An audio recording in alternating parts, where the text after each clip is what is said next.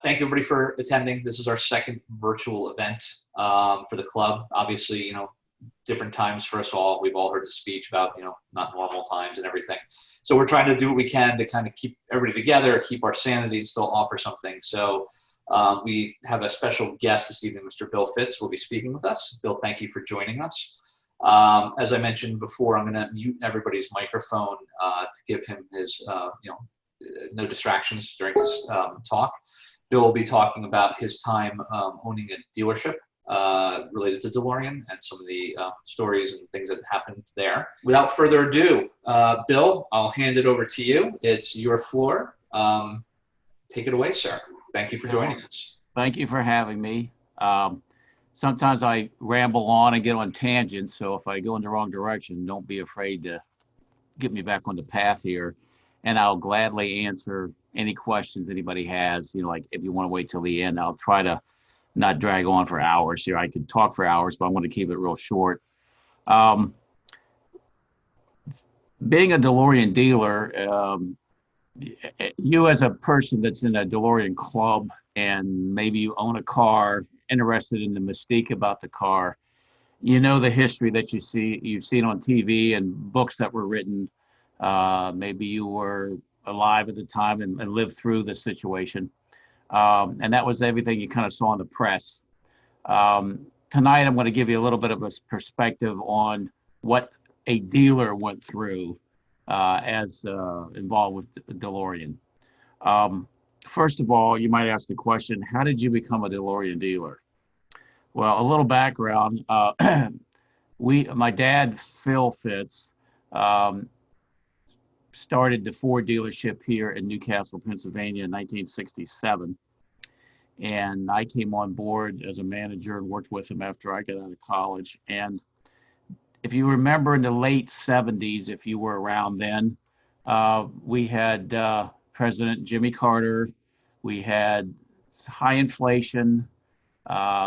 Interest rates started creeping up. You loved your CD giving you 15% at the bank, but as a business, you hated paying 16% floor plan for your car. So it was a tough time. And my dad, who was looking for ways to survive in the car business, thought, well, how can we generate more income to offset some of our expenses? So my dad and my mom were at a NADA convention. That stands for the National Automobile Dealer Association, and they have a convention every year somewhere in the country. And he went by a booth that was set up, and it was a booth about becoming a DeLorean dealer. So my dad went over and talked to the people who were there at the time, and I don't know who was there. I wasn't there. And he decided that he would give it a try. Now, you just didn't sign up and wait for cars to show up. There was a financial commitment. You had to agree to buy 25% or $25,000 worth of stock in the DeLorean Motor Holding Company. And we'll kind of talk about that a little bit later. So back in the late 70s, dealers were signing up to become DeLorean dealers. And of course, everybody's anxious, when are we going to get cars? When are we going to get cars? What do they look like? How are they going to run? And of course, you all know the stories if you studied your history with DeLorean and the government of England and how he got the plant going and the things he did with Peugeot, Volvo, and Renault and getting engines and transmissions and everything. So we kept asking for something. Can you show us a car? Give us some technical data. Well, remember back in the late 70s, early 80s, we didn't have cell phones. We really didn't have computers. Everything was still 8 and 16 millimeter film. I think we probably still had 8 tracks and CDs or cassettes in our cars. But anyway, DeLorean Motor Car Company said they were going to send us a movie that had information about the DeLorean. So I don't know if you can see this, but I kept our 16 millimeter movie that they sent us. In this case, it's dated April 21st, 1980 is when we got it. Okay. So we've been waiting a while for a car, and we get this, and we're all excited. We're going to put it in a 16 millimeter projector, had the whole sales force around it, had a breakfast brought in. We're going to kick this thing off to get everybody excited. And, you know, what do you anticipate? Well, you anticipate maybe John DeLorean talking for a few minutes, a car there in a nice setting with maybe a product specialist going around the car and explaining everything to you. This is what we anticipated. Well, we couldn't have been further from the truth. First of all, it's no sound.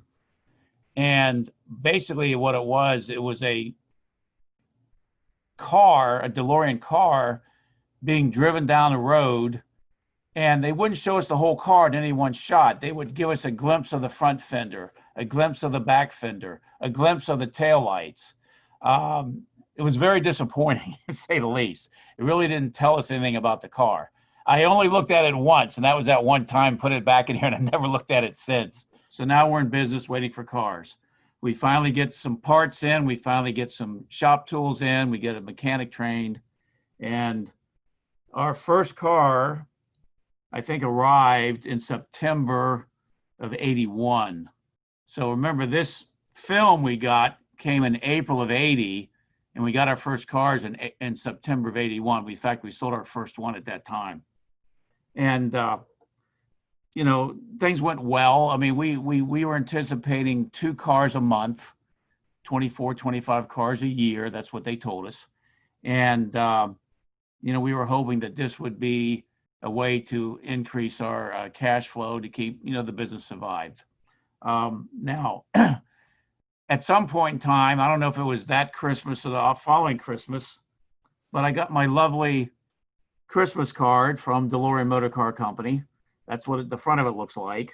It's got a silver looking DeLorean and a nice festive green and a red stripe down below. And then inside, it's not signed by anybody, but it does wish you a happy holiday season. So again, you can see it's kind of yellowed over the years. It was just something that I kept in my collection of things. So cars started rolling in, and we mentioned the stock situation. In November, actually in December December 30th, 1981, the DeLorean Motor Holdings Company sent us a letter, and they wanted to change the stock and an exchange offer. And this was to, I think, they were going to try to buy stock back and create some cash. And for some reason, I think at this point in time, they were having cash flow problems already. And then we got another letter like a week later saying that that's going to be later. And this letter, if you look closely, was signed by John DeLorean. Now, is that really his signature or his secretary that signed 350 of them and handed them out to all the dealers at the time? I don't know, but I guess I have maybe a small piece of John DeLorean history with an autograph on a letter telling me that he's going to delay the situation. And it says right here, because of unfavorable market conditions, the proposed public offering by the company will occur, if at all, but after March 31st, 1982. So they were delaying it a whole year as far as the stock offering goes. Now, we had a lot of dealers at the time. There was 300 and some. And DeLorean made a booklet that they sent us. And some of you may have this in your stash of things if you're a collector. This is a dealer list that was sent to all the dealers. And it's broken down by state. If you look inside, it actually has the state and the zip code. I don't know if you can read that or not. It's a little fuzzy. But it has the name of the dealer, the address, and the phone number. And that way, I guess if you wanted to do dealer trades, you could call a dealer up and say, hey, I need a DeLorean, and you've got an automatic, and I have a manual to trade you back or whatever. So they sent that to us, and that was kind of a handy piece. After they got going in 81 with the cars in 82, other dealers decided, hey, this is going to really happen. So they were the, I guess, the Johnny-come-latelys who decided to join in, and they added more dealers. Unfortunately, those dealers aren't in the book, and you know, I don't have that list in front of me. Now, when you get involved with something like this, they want you to advertise. So they sent us a book, and I'll kind of show it to you. This is an advertising book. Back in that day, a lot of your advertising was done in newspapers, maybe a radio spot or TV spot, and they would kind of show you how they wanted you to do it. Oops, lost the page. And, you know, you could take this artwork for the newspaper ad. Maybe there's a picture right there, and you put it in your local paper, put it in the main paper in your area to try to attract attention. You know, we were going along okay with this DeLorean situation, but you could tell as a dealer, again, I'm giving you the dealer perspective, things were not quite right. We did have a road person, as we call them, that would come around once a month and see how you're doing and talk about problems. And of course, when you sell new cars, you have to have a warranty that's honored by the manufacturer. People were buying cars and they'd have some problems, and you bring them in under warranty to get fixed. Well, the dealer would fix the car under warranty, and we'd fill out a warranty claim, and then we would send it to DeLorean and expect to get paid with a check to do the work. That's how it works. Well, after a while, checks quit coming. We weren't getting checks for the work. So the Ford, I'm going to say Ford a lot because that's what I'm still doing.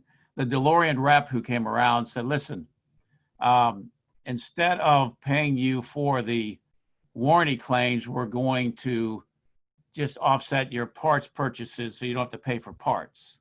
So we kind of did a bartering system, if you will, which at the time seemed harmless enough, and we decided, yeah, we'll do that because we didn't want to pay for parts and we weren't going to get paid for warranty claims. And so we went through that for a while, and then Mr. DeLorean decided to call for a dealer meeting. And I did go. It was in New York City at the Waldorf Astoria.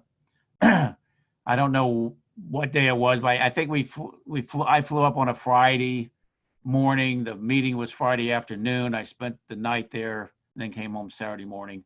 And I did get to meet John and some of the other people there. And I guess this was like the last push on his part before he lost the company and did his crazy little drug deal or whatever. It was kind of ironic because I flew into Newark and I took a cab over to the airport, and it didn't matter what radio station the taxi cab driver got to, there was an ad about DeLorean every 5 minutes. He must have bought the whole city out that day to try to impress all the dealers that were coming in from wherever they were coming in for this meeting with the DeLorean ads that were all over the radio in New York City. So, we had the meeting, and I don't even remember what he talked about, but anyway, we went home, and then it wasn't too longer after that, the thing was kind of over with from as far as the DeLorean standpoint goes. He had been arrested for his little trip, and now we were like, well, what happens now? As you know, Consolidated International bought everything lock, stock, and barrel. Everything at the assembly plant, the cars that were completed, the cars that were half made, all the parts laying around, all the jigs, the shop tools, everything to make the parts.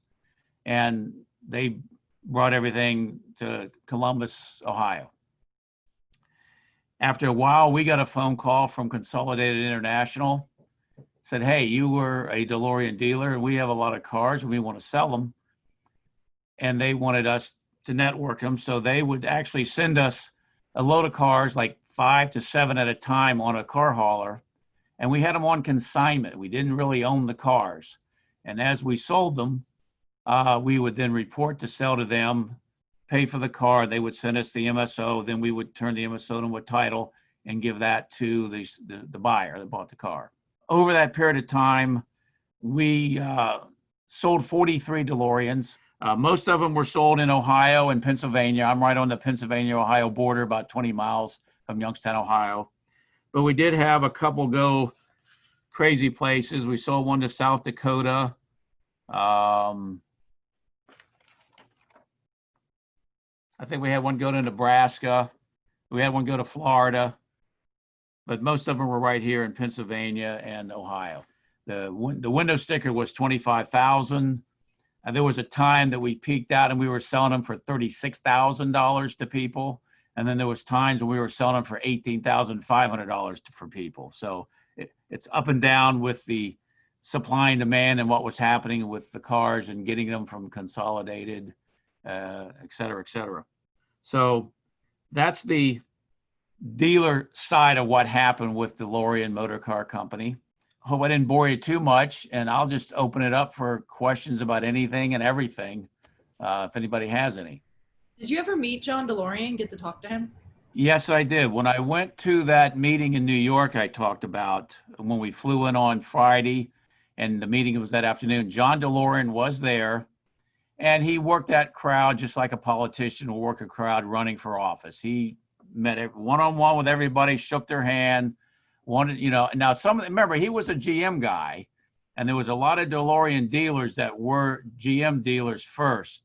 And John had worked his way up through the ranks at GM. He was a roadman, he was a regional manager, district manager, went up to Dearborn. So some of these guys he had actually called on as a roadman for GM years ago. So he was on a first name basis with a lot of these people. So when he stood up in the small room to talk to us, he would say, "Hey, John, hi, Pete, haven't seen you in a while." And he knew those people. But some of us that he didn't know, he would eventually come around and introduce himself and talk and shake your hand. And of course, well, what other franchises do you have? And I mentioned that I was a Ford dealer at the time. And then he had to tell me his one story about a Ford truck he owned for his farm. It wasn't running right and he needed a carburetor for it. So he didn't go to the local Ford dealer to call, and order a carburetor. He called Don Peterson, who was president of Ford Motor Company, and said, "Hey, I got a problem with my truck." And the next day there was a carburetor sitting on his desk from Ford Motor Company. So yeah, I did talk to John DeLorean at that meeting briefly. And he was a very charismatic character. He dressed to the nines, had a good look, knew how to work the crowd. Probably how he got away with talking the British government into doing what they, did for him, building the plant and some of the other bartering deals he did to get this off the ground. I think he would have made it had the economy not been so bad. We went into, we were still feeling the effects of 20% interest rate, a lot of people out of work. Reagan took over as president and was trying to change the economy in the way he wanted to do things, and it was just a lag. It was all timing. Had the economy been good and interest rates are more realistic, I think he could have made a go with it. I think he could have paid back whatever loans he had to pay back, and we might still be making DeLoreans today. Who knows? Bill, what was the relationship like after DeLorean failed and K-Pac was selling you stuff with your customers? Because, I mean, these people paid $36,000 for a brand new car, and 3 years later, the company's out of business, and they're going to take it out on the person who bought it from. So what was it like for those years? How long did you service them? And well, my mechanic who we trained to do that work was with me forever, and he just retired a few years ago. I mean, we gladly serviced them for people, maintenance. Again, a lot of them bought a 4-year warranty from us, so some of the work was done that way. Kind of an interesting story. Remember, these cars were brushed stainless steel, and no paint work was required. And the cars, you just bolted the parts off and on. You didn't have to weld a part on and putty up a corner and smooth it out. We had a situation with a customer from Youngstown, Ohio, who wrecked his DeLorean. He messed up the driver's door, the hood, the left front fender, and a little bit of the nose. Well, it just so happened it happened in the spring, and every spring, the first weekend in April, the Ford Car Club in Columbus, Ohio has their annual indoor swap meet, and I go to it every year to buy Ford parts for my hobby cars. I have a lot of Fords. And my parts manager said, "Hey, can you stop by Consolidated International and pick up these DeLorean parts that we need for this customer in the body shop?" So the guy brought the car in on Thursday. I was down there Friday, went to the swap meet, picked up these parts, came home Saturday. Monday, my guy in the body shop bolted them all on the car, had everything set up, and the guy picked the car up on Tuesday. He was tickled pink. He had the car wrecked on Thursday, picked it up on Tuesday, 4 or 5 days later, and it looked like nothing had ever happened. So it was just I never had anybody in my office complaining about what are you going to do for me now that, they're out of business, because, we did take care of them. And most of you that have one and have done the reading on them and the forums kind of know what the little quirks were that went wrong with them and what would have probably been maybe fixed under a recall had they had survived as a business. And but it really wasn't that big of an issue. We didn't really have any screaming people at us. Could you tell the story about when you had one stolen from the lot? Oh yeah, I forgot. I talked to Tiffany and John about a month ago. We had a whole row of DeLoreans right out front, about 7 or 8 at the time. And one weekend, came home on we came back to work on a Monday, and there was one missing. We had one stolen right out of the front row. So we reported it to our insurance company, and they paid us the claim.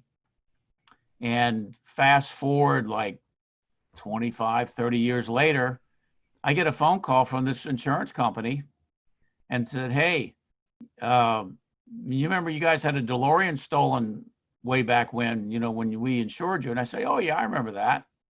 And they said, well, guess what? We found it. And I said, oh, great. He said, in fact, the guy that stole it drove it over to Ohio, and there's a little town called Hubbard, Ohio, which is a suburb of Youngstown. It's no longer about 15 minutes from here. Stuck it in some garage. I guess he was afraid to do anything with it, and it sat there until they found it. So now the insurance company has this car, and the real reason they called me was the claim was so old, they had no record or no proof that they had owned the car and paid the claim. And they were trying to get a title for it out of the state of Ohio so they could resell the car. So they asked me if I had any proof to help them, get a title to get their car. Well, being the pack rat I am, I had everything. So I said, well, I just happen to have your deal jacket. And I went out and pulled it up, and there it is, CNA Insurance Company.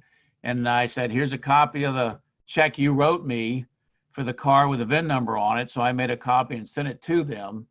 And they were then able to prove to the state of Ohio that they did have the rights to the car, and they were issued a title, and they were able to sell it and recoup their loss.